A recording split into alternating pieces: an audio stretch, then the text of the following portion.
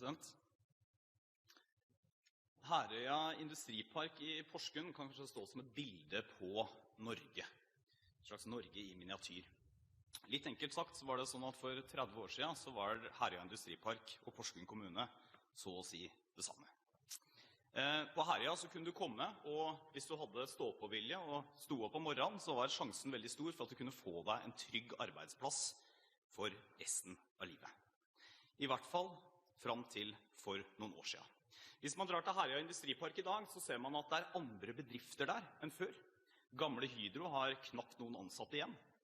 Man ser at de har høyere produktivitet enn tidligere. De produserer mer i verdier, men samtidig jobber det færre mennesker der. Og de som jobber der er annerledes, altså de har annen kompetanse enn de hadde for bare noen få tiår siden. Det er høyt utdannet fagkompetanse, eller folk som har lang erfaring og på den måten kunnskap om den arbeidsplassen og den arbeidsprosessen som de holder på med. Herøya Industripark viser på mange måter suksesshistorien Norge, nemlig at vi har gjennom omstilling, samarbeid mellom arbeidstakere og arbeidsgivere, og gjennom å produsere ting bedre enn våre konkurrenter, har klart å opprettholde industri og arbeidsplasser i Norge. Samtidig så kan Herøya Industripark også illustrere noe av dilemmaet vårt, eller skyggesiden med den norske modellen, om du vil. For spørsmålet er kanskje hva som i dag skjer med den 18-åringen som tropper opp ved fabrikkporten, knakker på og spør om å få seg en arbeidsplass. For 30 år siden så kunne du, hvis du var helt håpløs, så kunne du dra til sjøs. Gjennom møte med arbeidskamerater kunne du vokse som person, komme inn i arbeidslivet. I dag så er det ikke nødvendigvis sånn at arbeidslivet har plass til 18-åringen som først har gått ut av skolen uten å kunne lære seg å lese og skrive godt nok, så har droppet ut av videregående utdanning, og så kommet inn i det offentlige systemet eller forsøker seg ute i arbeidslivet. Samtidig så er Herøya Industripark og arbeidsplassene der også under press på andre områder. Jeg synes av og til at det virker som om ikke alle og hele norsk politikk har tatt inn over seg hvilke voldsomme utfordringer vi står overfor. Forutsetningen for den norske modellen det er jo at velstanden vår ikke er vedtatt av et politisk parti, men skapes hver eneste dag av de som går på jobb og bidrar til det norske fellesskapet. Det være seg gründere, sykepleiere, industriarbeidere eller ingeniører. Derfor er det et problem når konkurranseevnen vår svekkes sammenlignet med våre konkurrenter. Det er en kjempeutfordring at vi nå står foran en situasjon hvor det er økonomisk uro i Europa og USA. Det er en utfordring på sikt at tyngdepunktet i verdensøkonomien flytter seg mot Østen. Kina vokser, India vokser, og de kommer ikke til å være fornøyd på sikt med å bare produsere varer for oss. Etter hvert vil de også ha de interessante og spennende arbeidsplassene som vi har i dag. Det er et problem at Norge står på stedet hvil når det gjelder konkurransekraft, noe som i praksis betyr at vi sakker akterut sammenlignet med våre konkurrenter. Det er et problem at vi investerer for lite i forskning og utdanning, og det er et problem at vi ikke har brukt de gode årene vi hadde, og fortsatt har, til å reformere og endre.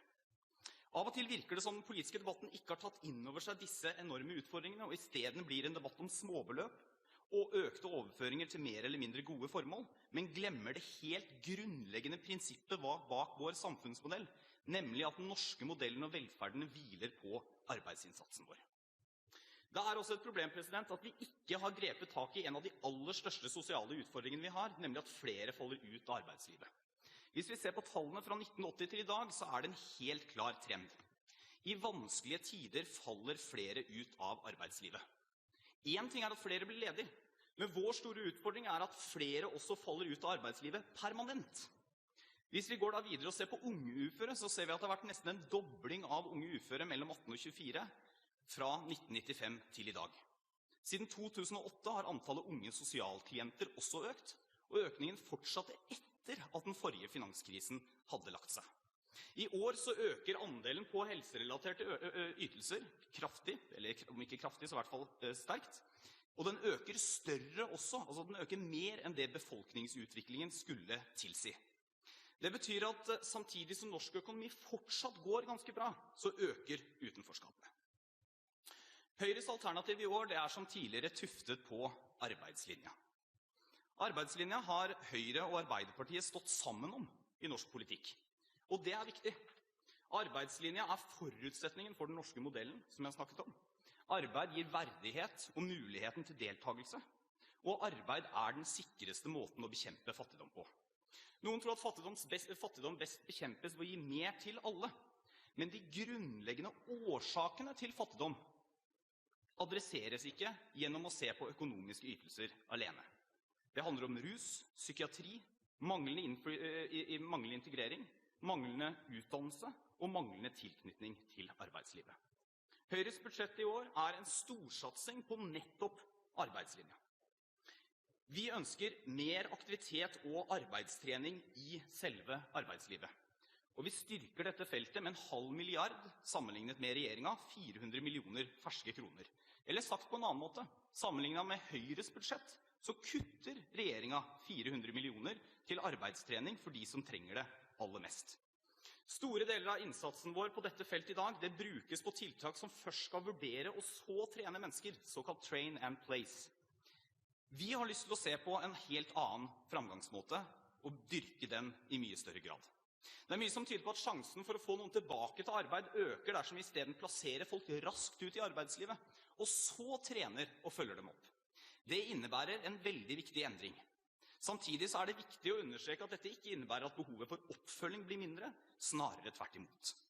Høyre bruker også 50 millioner ekstra på et nytt system for belønning og videreformidling til arbeidslivet, som både skal belønne arbeidstakerne og de arbeidsgiverne som gir folk en ny sjanse. En annen viktig del av Høyres satsing i år også en vridning fra passive ordninger og over til arbeidstrening. Det i det perspektivet man nødt til å se omleggingen av overgangsstønaden fra dagens 3 år til 1 år. Samtidig som Høyre skjermer støtten til barnepass og utdanningstrening. Hvis man ser på omleggingen av overgangsstønaden tidligere, så viser det jo nettopp at man har oppnådd det Høyre ønsker å oppnå. Gjennom å følge brukerne tett. Det holder ikke her å bare legge om ordningen. Man har tett oppfølging, arbeidstrening, så viser det seg også at flere kommer ut i arbeid. Og vi vet at det å være i arbeid en av de viktigste tingene vi kan gjøre for å forebygge fattigdom på sikt. At SV mot denne omleggingen, det ikke overraskende, for SV har vært mot alle omlegginger av overgangsstønaden fra 1996 og til i dag. Og de har advart med de samme argumentene hver eneste gang. Så har det kommet forskningsrapporter, blant annet fra Rikstrygdeverkets utredningsavdeling, som viser at flere kommer over i arbeid og dermed får en større sjanse til å komme ut av fattigdom. Høyre satser på en forsterket innsats for unge sosialklienter. Vi vil at prinsippet snu i døra skal gjelde. Ikke fordi vi skal vise folk bort uten å gi dem oppfølging, men rett og slett for at oppfølgingen ikke kan vente 2 uker, eller 2 måneder, eller et halvt år. I det øyeblikk man oppsøker et Nav-kontor som ung, så skal man få rett og plikt til aktivitet fra aller første dag. Høyre satser også sterkt og tydelig på tilrettelegging for flere med tilretteleggingsbehov i arbeidslivet. Og det kommer komitékollega Sylvi Graham til å redegjøre nærmere for senere i debatten. I mange av disse spørsmålene så tror jeg Arbeiderpartiet og Høyre kunne stått sammen. Nettopp med utgangspunkt i arbeidslinja. Nettopp med utgangspunkt i en arbeidslinje som inkluderende, som stiller krav, men samtidig sier at folk også har plikter, ikke bare rettigheter. Men det kanskje regjeringens problem, det som Abraham Lincoln sa en gang, nemlig at «a house divided against itself cannot stand». Og en regjering som delt i de helt grunnleggende spørsmålene om arbeidslinja, blir ikke en offensiv regjering.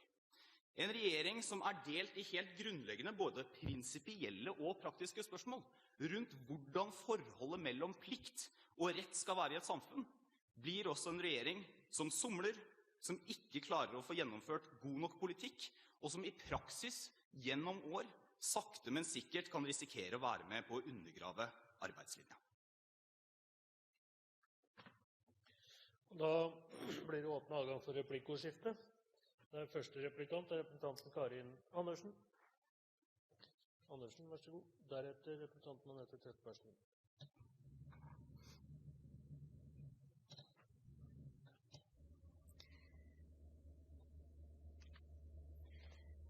President, representanten Røe Isaksen sier at i budsjettet kan man ikke gi mer til alle. Og det skal være visst når man kikker på Høyres budsjett, der de har lagt 250 millioner kroner inn i en såkalt fattigdomspakke. Men de har altså tatt 1 milliard på årsbasis fra de aller fattigste barnefamiliene. Det viser en fordelingspolitikk som gir mest. Når man legger dette sammen med skattepolitikken, så viser det en fordelingspolitikk som gir mest til de aller rikeste. Og jeg tror representanten Røe Isaksen har ført svært dårlig med i den politiske debatten rundt for eksempel aktivisering av de som går på overgangsstønad de siste årene.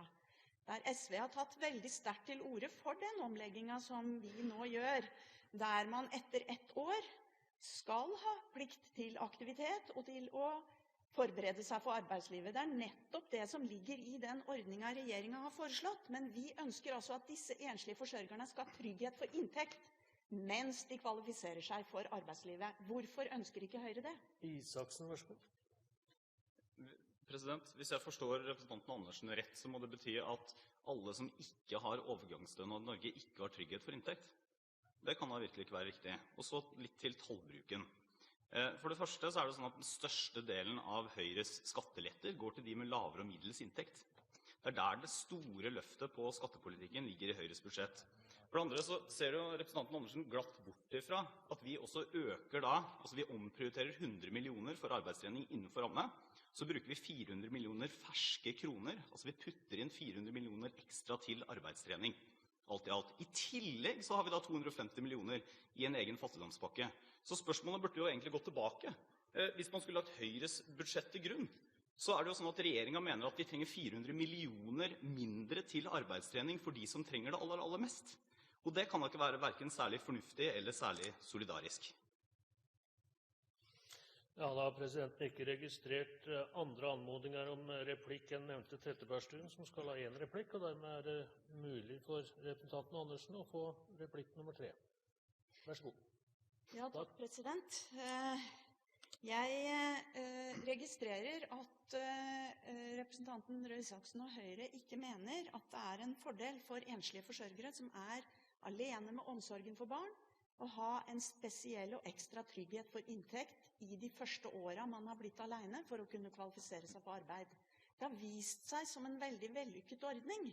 De som går i denne ordningen og samtidig kvalifiserer seg, de lykkes jo i langt større grad enn andre til å komme i arbeid. Så dette er en svært god ordning. Det betyr jo at vi gir disse familiene en ekstra trygghet for inntekt i noen veldig svært sårbare år. Og det står vi for, for vi vet at det virker. Men når det gjelder fordelingsprofilen ellers i Høyres alternative budsjett, så er det jo slik at de aller største skattelettene går til de aller rikeste menneskene i dette landet. For eksempel så er den skatteletta som Høyre vil gi til Norges rikeste mann, tilsvarende overgangsstønaden for 75 enslige mødre per år. Og jeg vet ikke hvorfor det er slik at man da også kritiserer andre for å gi mer til alle, når Høyre velger å gi så mye penger til de rikeste i dette landet. Isaksen, vær så god. Ja, jeg synes det blir en litt sånn, hva skal man si, urimelig og veldig polemisk framstilling av det jeg regner med å referere til, nemlig formuesskattelettelsene, og late som om det er en direkte tilskudd til lommeboka til de aller rikeste. Jeg tror det er en grunn til for eksempel at statsråd Trond Giske, som vel ikke akkurat er kjent for å tilhøre høyrefløyen i det norske Arbeiderpartiet, har tatt til orde for at formuesskatten burde legges om. Så kan man være uenig om det burde gjøres innenfor ramma, men det er ikke noe uenighet, eller i hvert fall er det en stadig flere, også da LO-leder Roar Flåthen, som er enige om at formuesskatten er negativ for norske bedrifter. Og det må jo være noen også som kan ta imot alle disse som vi ønsker ut igjen i jobb. Og så synes jeg også at det er verdt å legge merke til at jo, regjeringen sier at de skal innføre aktivitetskrav til de som mottar overgangsstønaden. Og Høyre er veldig tydelig på at vi skal ha 1 år med overgangsstønad, men samtidig så er aktivitetskravene som regjeringen legger opp til, de er jo svakere enn for eksempel for arbeidsledige. Altså i realiteten så holder det å være registrert som arbeidssøkende hos Nav. Det skaper mer fattigdom på sikt, president. Og da er siste replikant representanten Anette Trettebergstuen. Trettebergstuen, vær så god. Representanten Røe Isaksen sa i sitt innlegg at en regjering som er delt i synet på de mest grunnleggende spørsmål, er en regjering som ikke kan stå seg, og en regjering som undergraver samfunnet vårt. Da har jeg lyst til å se litt på Høyres mulige framtidige samarbeidspartner i regjering, Fremskrittspartiet, og deres syn på helt grunnleggende ting. Nå har vi hørt i representanten Erikssons innlegg her i dag at Fremskrittspartiet både vil og regner med at de vil få endret pensjonsreformen dersom de kommer i regjering med Høyre. Vi vet at de har usosiale kutt i dette budsjettet, for eksempel fjerning av kvalifiseringsprogrammet, kutt i diverse trygderettigheter. På andre områder har de kutt i bistand. Men måten Fremskrittspartiet lager alternative budsjetter på, er ikke bare uansvarlig og uanstendig, det er imot all anstendighet. Og de fører også en uansvarlig økonomisk politikk. Hvordan ser representanten Røe Isaksen på Fremskrittspartiets syn i de helt grunnleggende spørsmål? Og er det sånn at Høyre deler disse synene, eller er det sånn at Høyre ikke kan gå i regjering med Fremskrittspartiet? Isaksen, vær så god. For det første så synes jeg at man skal karakterisere hverken politiske venner eller motstandere og si at de er mot all anstendighet. Det synes jeg er en ganske drøy påstand. Men det er ikke noe hemmelighet at både Høyre og FrP og KrF er uenige på en del punkter. Men vi er også enige om veldig mye. Blant annet i årets budsjett så er vi for eksempel enige om å styrke arbeidstreningen kraftig, sammenlignet med regjeringens budsjett. Altså sammenlignet med det Høyre legger fram, så kutter regjeringen 400 millioner til de som trenger det aller mest. Vi er for eksempel enige om at man ikke skal plutselig vri om på finansieringsordningen og skape utrygghet for masse attføringsbedrifter fordi man skal spare et småbeløp på budsjettet uten å utrede det skikkelig. Vi er enige om en forsterket innsats for rettet inn mot fattige barn. Nettopp for at den potten regjeringen har i år gikk tom allerede før året var ute. Og dermed så har både FrP og KrF og Høyre sagt veldig tydelig at vi ønsker en forsterket innsats mot fattigdom, og alt det er vi enige om, og resten er jeg ganske sikker på at vi kommer til å klare å bli enige om etter valget i 2013.